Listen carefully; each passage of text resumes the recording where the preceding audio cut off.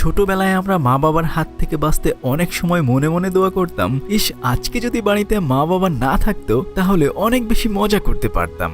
ঠিক তেমনি একদিন এই ছেলেটি মনে মনে দোয়া করে, আমি যদি ঘুম থেকে উঠে দেখতাম আমার বাড়িতে কেউ নাই তাহলে অনেক বেশি খুশি হতাম। পরের দিন ঘুম থেকে উঠে ছেলেটি দেখে আসলেই তার বাড়ির মানুষজন উধাও হয়ে গেছে। পরবর্তীতে সে একা একা ওই বাড়িতে মজা করতে থাকে। তবে রাতের বেলায় তাদের বাড়িতে চোর চলে আসে। এই বাচ্চা ছেলেটি কি পারবে চোরদের হাত থেকে তাদের বাড়িকে রক্ষা করতে? আজকে আপনাদেরকে 1990 সালের কমেডি মুভি হোম অ্যালোনের গল্প শোনাবো। সত্যি বলছি, হাসতে হাসতে আপনার অবস্থা একদম খারাপ হয়ে যাবে। তো চলুন গল্পটি শুরু করা যাক। এই ছোট্ট ছেলেটির নাম হচ্ছে কেভিন। তার পরিবার আমেরিকার একটি শহরে বাস করে। ক্রিসমাসের ছুটি কাটাতে তারা সবাই ফ্রান্সের প্যারিসে বেড়াতে যাবে। কেভিনরা আসলে 5 ভাই বোন, তাই স্বাভাবিকভাবেই আগের দিন রাতের বেলা তারা তাদের সমস্ত জামা কাপড় গোছাতে শুরু করে। বুঝতেই পারছেন, বাচ্চারা বেড়াতে যাওয়ার আগে অনেক বেশি এক্সাইটেড থাকে। সেখানে গিয়ে তারা কি করবে, কিভাবে যাবে, আরো অনেক কিছু। কেভিনের বোন তখন তাকে বলে, ওখানে গিয়ে কিন্তু তোকে ফুলারের সাথে ঘুমাতে হবে। তবে তোকে একটা গোপন কথা বলি, ফুলার কিন্তু রাতের বেলায় ঘুমিয়ে ঘুমিয়ে জমিতে পানি দেয়, মানে হচ্ছে বিছানায় হিসু করে। তখন কেভিন বলে, তাইলে ওর সাথে আমি ঘুমাবো না। সে তখন চিৎকার করে বলতে থাকে, আমি এই বাড়ির ছোট ছেলে বলে সবাই আমার সাথে এমন করে। কবে যে আমি অনেক বড় হব আর একা একা থাকবো, দিনগুলো অনেক মজার হবে। আসলে আমরা যখন ছোট থাকি তখন বড় হওয়ার জন্য পাগল হয়ে যাই, আর বড় হওয়ার পরে বুঝতে পারি, ইস ছোটবেলায় আমাদের অনেক বেশি ভালো ছিল। যাই হোক, কেভিন তখন তার বড় ভাই বাজের কাছে গিয়ে বলে, ভাইয়া আমি কি রাতের বেলায় তোমার সাথে ঘুমাতে পারি? তখন সে বলে, পিচ্চি শয়তান, সারাদিন আমার পিছনে আঙ্গুল দিয়ে বেড়াস, তোকে তো আমি আমার সাথে রাখবো না, যা ভাগ এখান থেকে। যাই হোক, তখন ওখানে একজন পুলিশ অফিসার চলে আসে। সে এসে কেভিনের বাবাকে বলে, আপনারা যেহেতু সবাই বেড়াতে যাচ্ছেন তাই আপনাদেরকে সতর্ক করতে এলাম, কেননা কয়েকদিন ধরে এই এলাকায় অনেক বেশি চুরি হচ্ছে। পুলিশটারে একটু চিনে রাখেন কিন্তু আপনারা। হ্যাঁ, সেদিন রাতের বেলায় খাওয়ার জন্য তারা পিৎজা অর্ডার করে। পরিবারের সবাই মিলে তখন তারা একসাথে রাতের খাবার খেতে বসে, কিন্তু কে যেন কেভিনের পছন্দের পিৎজাটি খেয়ে ফেলে। তখন সে সেটা খুঁজতে থাকে। কিছুক্ষণ পরে সে দেখে তার বড় ভাই বাজ তার পিৎজা খেয়ে ফেলেছে। সে তার ভাইকে জিজ্ঞেস করে, ভাইয়া তুমি কেন আমার পিৎজা খাইছো? তখন তার ভাই বলে, তাইলে এক কাজ করি, আমি বমি করে সেটা বের করে দেই, তাহলে তুই তোর পিৎজা ফেরত পেয়ে যাবি। এক শালা পিশাচ। এই কথা শুনে কেভিন তার ভাইয়ের উপর আক্রমণ করে বসে, আর তখনই টেবিলে রাখা খাবারগুলো একদম নষ্ট হয়ে যায়। মুহূর্তের মধ্যে সেখানে একটা তুলকালাম অবস্থা তৈরি হয়ে যায়। তার মা এসে তখন তাকে বকাঝকা করতে থাকে। স্বাভাবিকভাবেই বাড়ির ছোট ছেলের উপর দিয়ে সব ঝড় ওঠে, তাই না? কিছু হইলে যেন বাড়ির ছোট ছেলেটার সব দোষ। আহারে, আমার ছোট ভাই বোনের জন্য খুব মায়া হচ্ছে।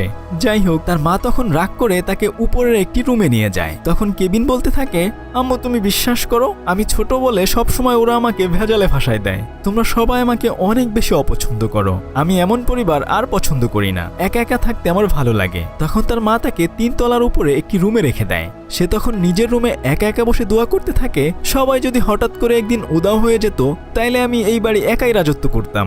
এগুলো ভাবতে ভাবতেই সে ঘুমিয়ে পড়ে। সকালবেলা তাদের বাড়ির সামনে এয়ারপোর্টের গাড়ি চলে আসে, কিন্তু তারা ঘুম থেকে উঠে দেখে 8টা বেজে গেছে, কেননা রাতের বেলায় ঝড়ের কারণে বিদ্যুৎ না থাকায় তাদের অ্যালার্ম বাজে না। তখন তারা খুব তড়িঘড়ি করে গাড়িতে উঠে পড়ে, কেননা একটু দেরি হলেই তারা ফ্লাইট মিস করবে। এয়ারপোর্টের দিকে খুব দ্রুত দৌড়ে গিয়ে তারা তাদের প্লেন ধরে। এদিকে বেচারা কেভিন ঘুম থেকে উঠে সবাইকে খুঁজতে থাকে। সে দেখে তাদের পুরো বাড়ি একদম ফাঁকা। এক এক করে বাড়ির প্রতিটি রুম সে খুঁজতে থাকে, কিন্তু সে কাউকে খুঁজে পায় না। তারপর সে দৌড়ে নিচে আসে তাদের গ্যারেজে গাড়ি দেখার জন্য। সে দেখে তাদের গাড়ি দুটি দিব্যি ওখানে রয়েছে। তখন সে ভাবে, যাক ওরা এখনো এয়ারপোর্টে যায়নি। ঘরে ফিরে এসে সে মনে করতে থাকে তার পরিবারের সবাই তার সাথে কেমন কেমন ব্যবহার করে। সে একটা শয়তানি হাসি দিয়ে বলে, হে আমি আমার পরিবারকে উধাও করে দিয়েছি। এই খুশিতে সে খাটের উপর গিয়ে নাচতে থাকে। পুরো বাড়ি জুড়ে সে একা একা চিল্লাতে চিল্লাতে বলতে থাকে, ইয়াহু, আজ থেকে আমি মুক্ত, আমাকে আর কেউ জ্বালাইতে পারবা না। এরপর সে লুকিয়ে লুকিয়ে তার বড় ভাই বাজের রাখা প্লে কার্ড গুলো দেখতে থাকে। একটা দেখেই সে বলে, ইয়া কি পচা আর গরিব মানুষ ওরা, কারো গায়ে কোনো জামা কাপড় নাই। বুঝতেই পারছেন। একটু পরে সে একটা ছবি পেয়ে যায়। ওটা হাতে নিয়ে সে বলে, বাজ তোর গার্লফ্রেন্ড দেখতে খুবই বাজে। তারপর সে চিল্লাতে চিল্লাতে বলতে থাকে, বাজ এদিকে আয়, দেখে যা, আমি তোর ট্রাঙ্কে রাখা সব গোপন জিনিস দেখে ফেলেছি। এরপর মনের সুখে সে খাবার খেতে খেতে টিভি দেখতে থাকে। যাই হোক, এবার আমরা গল্পে চলে আসি। আকাশে যখন প্লেন উঠছে হঠাৎ তার মায়ের মনে পড়ে, হায় রে, গতকালকে তো কেভিনকে উপরে রেখে এসেছিলাম, আসার সময় তোকে নিয়ে আসিনি, কি আর করা, এখন তো অনেক বেশি দেরি হয়ে গেছে। রাতের বেলায় দুজন চোর বলতে থাকে, এই বাড়ির মানুষজন সবাই বেড়াতে গেছে, কি আপনারা চিনতে পারছেন? এই চোরটাই কিন্তু পুলিশ সেজে কেভিনের বাড়িতে গিয়েছিল সবকিছু দেখতে। যাই হোক, এরপর তারা লুকিয়ে লুকিয়ে কেভিনের বাড়িতে যায়। তখনই কেভিনের ঘুম ভেঙে যায়। সে চোরগুলোকে দেখে খুব দ্রুত তাদের ঘরের সবগুলো লাইট জ্বালিয়ে দেয়। এরপর সে ভয়ে খাটের নিচে চুপচাপ করে লুকিয়ে থাকে। কিন্তু চোরগুলো মনে করে হয়তো বাড়িতে এখনো মানুষ আছে, তাই তারা ভয় পেয়ে দ্রুত ওখান থেকে চলে যায়। একটু পরে কেভিন বুকে সাহস নিয়ে বাড়ির বাইরে এসে চিৎকার করে বলতে থাকে, আয় চোরের দল, তোরা কোথায় কে আছিস? সাহস থাকলে আমার সামনে আয়। ঠিক তখনই তার সামনে তার পাশের বাড়ির একজন লোক বিশাল একটা বেলচা নিয়ে আসে। তাকে দেখে সে চিৎকার করে আবার ঘরের ভিতর ঢুকে লেপ মুড়ি দিয়ে ভয় পেয়ে লুকিয়ে থাকে। এদিকে কেভিনের মা এয়ারপোর্টে নেমে একটা টেলিফোন বুথ থেকে তাদের বাড়িতে কল করে, কিন্তু বিদ্যুৎ না থাকার কারণে সে কেভিনের সাথে যোগাযোগ করতে পারে না। এরপর নিরুপায় হয়ে তারা পুলিশের সাথে যোগাযোগ করে। একজন পুলিশ আসে কেভিনের খোঁজ নিতে, কিন্তু কেভিন মনে করে হয়তো আবার সেই চোরগুলো তাদের দরজায় খটখট করছে, তাই সে তখন ঘরের মধ্যে চুপচাপ লুকিয়ে থাকে। কেভিনের মা তার জন্য অনেক বেশি চিন্তিত হয়ে যায়। সে তখন প্যারিস থেকে তাদের বাড়িতে ফেরত আসার জন্য ফ্লাইট খুঁজতে থাকে, কিন্তু যেহেতু ছুটির সময় চলছিল তাই তারা কোনো ধরনের ফ্লাইট ফাঁকা পায় না। তখন তার বাবা তার মাকে বলে, চলো এখান থেকে আমরা আগে আমার ভাইয়ের বাসায় যাই, তারপর একটা ব্যবস্থা করা যাবে। কিন্তু বোঝেনি তো, মায়ের মন কি আর সহজে মানে। তখন কেভিনের মা এয়ারপোর্টেই থেকে যায়। যদি কখনো কোনো ফ্লাইট ফাঁকা পায় তখন সে বাড়িতে চলে আসবে। কেভিন তো এদিকে ফাঁকা বাড়িতে সেই মাস্তি করছে। রুমে থাকা বড়দের যত ধরনের পারফিউম, শ্যাম্পু আর কন্ডিশনার ছিল সে সবগুলোই ব্যবহার করছে। তখন সে বলে, ইস রে, সকালে তো আমি ব্রাশ করি নাই, কিন্তু আমি তো আমার ব্রাশ খুঁজে পাচ্ছি না। আচ্ছা চিন্তা নাই, আমি বাজেট জমানো টাকা দিয়ে একটা ব্রাশ কিনে নেব। এরপর সে সাজুগুজু দিয়ে একদম ফুলবাবু হয়ে বাজেট টাকা চুরি করতে যায়, কিন্তু সে সাইজে ছোট হওয়ার কারণে টাকার বাক্স নাগল পাচ্ছিল না। তাই সে কাঠের তাক বেয়ে টাকা আনতে গেলেই ধপাস করে সেগুলো ভেঙে নিচে পড়ে যায়, আর ওখানে অ্যাকুরিয়ামে রাখা মাকড়সাটি কাঁচ ভেঙে গেলে বের হয়ে যায়। ওদিকে চোর দুটি কেভিনের পাশের বাসায় চুরি করছিল। ঠিক তখনই ওখানে টেলিফোনে একটা ভয়েস মেসেজ চলে আসে। আসলে কেভিনের বাবা তার প্রতিবেশীকে ভয়েস মেসেজে বলে, আমরা প্যারিসে পৌঁছে গেছি, এটা আমাদের নতুন নাম্বার। তখন চোর দুটি বুঝে যায় আসলে ওই বাড়িতে মানুষ নেই, তারা কাল রাতে শুধু শুধু ভয় পেয়েছিল। কেভিন তখন একটা দোকানে যায় ব্রাশ কেনার জন্য। কিছুক্ষণ পরে সে যখন দোকানদারের কাছে ব্রাশের দাম জিজ্ঞেস করতে যাবে, ঠিক তখনই ওখানে কেভিনের সেই প্রতিবেশী চলে আসে। কেভিন ওনাকে দেখে ভয় পেয়ে সেখান থেকে পালিয়ে যায়। তখন দোকানদার মনে করে কেভিন একজন চোর, তাই তারা চোর চোর বলে চিৎকার করতে থাকে। এরপর একজন পুলিশ কেভিনকে ধরার জন্য দৌড়াতে থাকে, তবে সবার চোখ ফাঁকি দিয়ে সে ওখান থেকে পালিয়ে আসে। কিছুক্ষণ পরে সেই চোরগুলো একটা বাসায় চুরি করে বাড়ি ফিরছিল। কেভিন তখন তাদের গাড়ির সামনে এসে পড়ে। তখন একজন চোর দাঁত বের করে কেভিনকে মেরি ক্রিসমাস জানায়। কেভিন তখন সেই সোনালী কালারের তাঁত দেখেই বুঝে ফেলে এই চোরগুলোই কাল রাতে তাদের বাড়িতে গিয়েছিল। তখন চোরটাও মনে মনে বলতে থাকে, এই বাচ্চাটিকে আমি কোথায় যেন দেখেছি। এরপর তারা কেভিনের পিছু নেয়। কেভিন তখন চালাকি করে দৌড়ে তাদের বাড়ির সামনে না গিয়ে বরং একটা চার্চের সামনে লুকিয়ে থাকে। চোরগুলো তখন বলে, আরে আমরা চোর হইতে পারি, কিন্তু আমরা তো ভালো মানুষ। ছেলেটি মনে হয় চার্চে লুকিয়ে আছে, আমাদের চার্চে যাওয়া উচিত নয়। কেভিন তখন বাড়িতে যাওয়ার সময় বলতে থাকে, আজকে রাইতে তোরা আহিস, তোদেরকে আমি আলু ভর্তা করে ফেলবো। যথারীতি রাতের বেলায় চোর দুটো আবার কেভিনের বাড়ির সামনে আসে। তারা দেখে ঘরের ভেতর অনেকগুলো মানুষ পার্টি করছে। আসলে কেভিন তাদের ঘরের ভেতরে অনেকগুলো ডলের গায়ে এমন ভাবে সুতা দিয়ে নাড়াতে থাকে, বাইরে থেকে যেন মনে হয় ভেতরে অনেকগুলো মানুষ পার্টি করছে।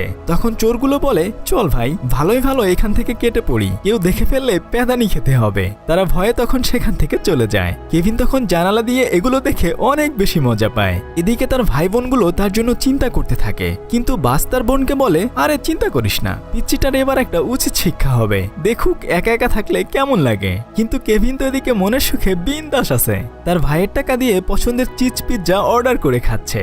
পিৎজা ডেলিভারি বয় তাদের বাড়ির সামনে আসলে সে ঘরের ভেতর থেকে টাকা দিয়ে দেয়, কিন্তু টিভিতে তখন এমন মারামারি শুরু হয়, বেচারা ডেলিভারি বয় ভয় পেয়ে সেখান থেকে পালিয়ে যায়। এরপর কেভিন পিৎজাটি হাতে নিয়ে বলে, আজকে আমি সবটা একাই খাবো।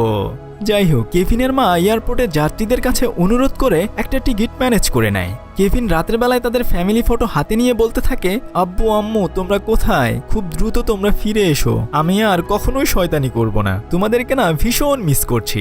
এরপর সে ঘুমিয়ে পড়ে। সকালবেলা সে ঘুম থেকে উঠে গোসল টোসল করে সুপার শপে যায় কেনাকাটা করতে। তখন ওখানকার এক সুন্দরী কর্মচারী তাকে জিজ্ঞেস করে, কি বাবু, এত জিনিস কার জন্য কিনছো, আর নিশ্চয়ই তুমি একা একা এখানে আসোনি। কেভিন বলে, হেই মিস, আপনার কি মনে হয় আমি একা একা এখানে এসেছি? আমি তো এখনো 8 বছরের একটা বাচ্চা ছেলে, আমার মা বাইরে গাড়িতে অপেক্ষা করছে। তখন ওই কর্মচারী বলে, বাহ, তুমি তো অনেক সুন্দর করে কথা বলো, তোমরা কয় ভাই বোন? তখন কেভিন বলে, আমি অপরিচিত মানুষকে আমাদের ব্যাপারে কিছু বলি না। তারপর সে সেগুলো নিয়ে বাড়িতে চলে আসে। ওদিকে চোর দুটি কেভিনের বাড়ির সামনে এসে বলতে থাকে, এখন কেন জানি মনে হচ্ছে এই বাড়িতে কেউ থাকে না, কিন্তু বুঝলাম না, রাতের বেলায় মনে হয়েছিল এই বাড়িতে অনেক মানুষ থাকে। তখন একজন চোর ওই বাড়ির জানালার কাছে যায় দেখতে যে আসলেই বাড়িতে কেউ আছে কিনা। কেভিন তো বুঝে যায় চোরগুলো আবার এসেছে। তখন সে চালাকি করে টিভি ছেড়ে দেয়। টিভিতে তখন একজন ডায়লগ দিতে থাকে, ওই বেটা, আমি 10 পর্যন্ত গুনবো, তুই যদি এখনই এইখান থেকে না গেছস তাইলে আমি আমার বন্দুকের সবগুলো গুলি মেরে একদম সিল মাইরা দিব। চোরটি তখন ভাবতে থাকে হয়তো ঘরের ভেতর থেকে কেউ তাকে এই কথাগুলো বলছে।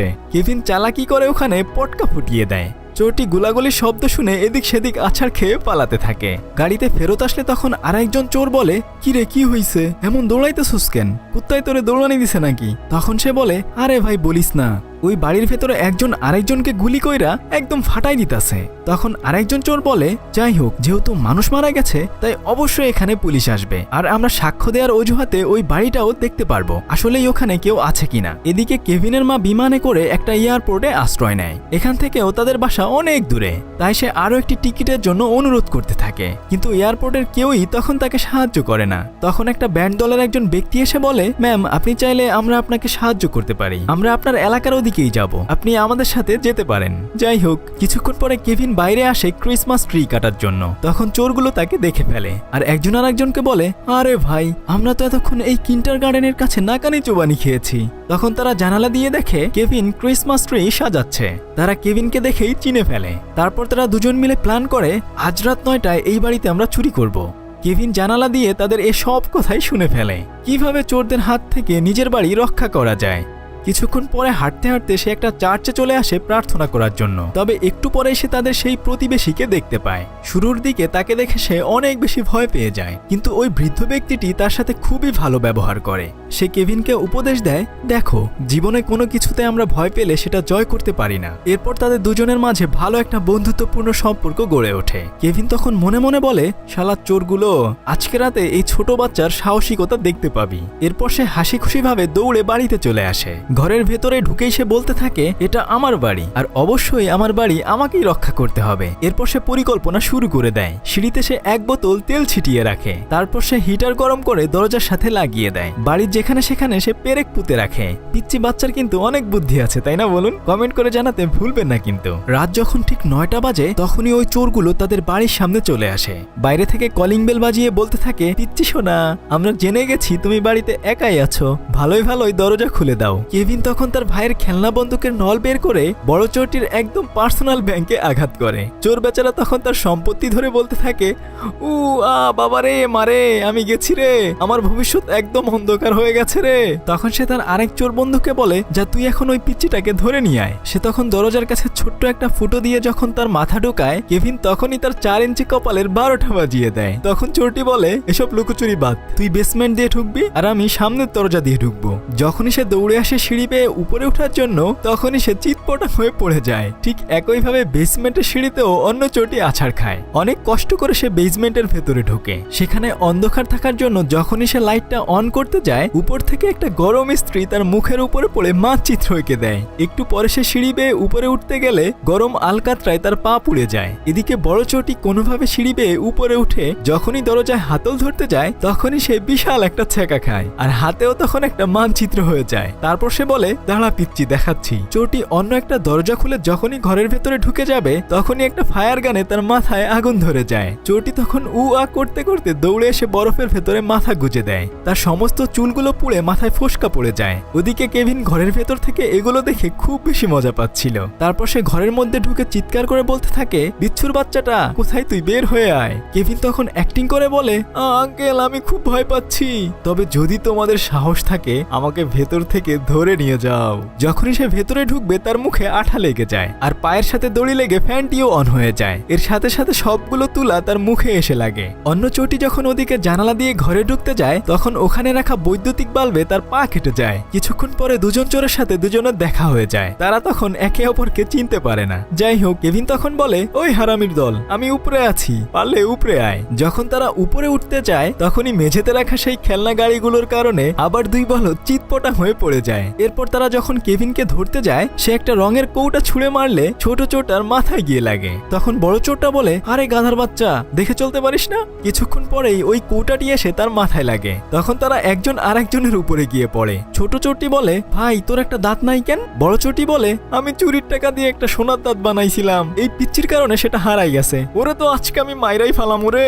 কেভিন উপরে গিয়ে পুলিশকে কল করে জানায় তাদের বাড়িতে চোর এসেছে। এদিকে ছোট চোরটি কেভিনের পা ধরে ফেলে। তখন সে সেই মাকড়সাটি এনে চোরটির মুখের উপরে ছেড়ে দেয়। সে চিৎকার করে মাকড়সাটি ছাড়িয়ে নিলে ওটা গিয়ে অন্য চোরটির গায়ে পড়ে। তখন সে উঠে একটা রড দিয়ে মাকড়সাটি মারতে গেলে তার গায়ে গিয়ে লাগে। ব্যথায় তখন বড় চোরটি চিৎকার করতে থাকে। যাই হোক, কেভিন একটা রশি পেয়ে তার ট্রি হাউসে চলে যায়। তারপর তারা ভাবতে থাকে হয়তো ছেলেটি মারা গেছে, কিন্তু কেভিন ওদিকে চিৎকার করে বলে, ওই দামড়া ছাগলগুলা, আমি এখানে আছি, সাহস থাকলে গাছের উপরে এসে আমাকে ধরে নিয়ে যা। তখন চোর দুটোর অনেক বেশি জিদ চেপে বসে, যে করেই হোক পিচ্চিটাকে ধরতে হবে। তাই তারা ওই রশি বেয়ে সামনের দিকে আগাতে থাকে। তখন কেভিন বলে, হায় রে আবুলের দল, আমারে কি বোকা পাইছস, নে দিলাম তোদের রশি কেটে। আর তখনই দুইটা ধপাস করে নিচে পড়ে যায়। কেভিন তখন দৌড়ে এসে অন্য পাশ দিয়ে তার ঘরে ঢোকে। কিন্তু এবার চোরগুলো বলে, প্রত্যেকবার তো আমাদেরকে বোকা বানাতে পারবি না, দেখ এবার তোরে ধরে ফেললাম, আমাদের সাথে যা যা করেছিস এখন তার সবকিছুই আমরা তোর সাথে করব। কেভিন তো এটা শুনে অনেক বেশি ভয় পেয়ে যায়। তবে তখনই ওখানে তাদের সেই প্রতিবেশী এসে চোর দুটিকে মেরে তাকে বাঁচিয়ে নেয়। কিছুক্ষণ পরে পুলিশ এসে তাদেরকে ধরে নিয়ে যায়। পরদিন সকালবেলা ঘুম থেকে উঠে কেভিন তার মাকে খুঁজতে থাকে, কিন্তু সে কোথাও তার মাকে খুঁজে পায় না। তবে কিছুক্ষণ পরেই তার মা সেখানে চলে আসে।